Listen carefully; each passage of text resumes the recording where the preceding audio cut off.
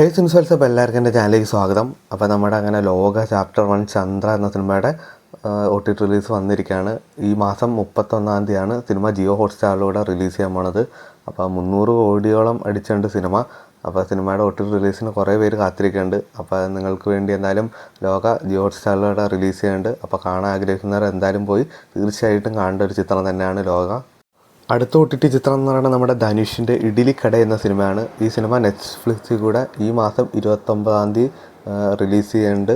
അപ്പോൾ അത്യാവശ്യം കുഴപ്പമില്ലാത്ത റിവ്യൂസ് കിട്ടിയൊരു സിനിമയാണ്. എന്തായാലും നമുക്ക് OTT റിലീസിന് വേണ്ടി വെയിറ്റ് ചെയ്യാം. നമ്മുടെ പ്രണവ് മോഹൻലാൽ നായകനാവുന്ന DS ഇറ എന്ന സിനിമ ഈ മാസം 31-ാം തീയതി ഇറങ്ങാനുള്ളൂ. അപ്പോൾ സിനിമയുടെ ട്രെയിലർ ഇന്ന് ഉച്ചയ്ക്ക് 12 മണിക്ക് റിലീസ് ചെയ്യുന്നതായിരിക്കും. എന്തായാലും നല്ലൊരു അടിപൊളി ട്രെയിലർ തന്നെ ആവട്ടെ.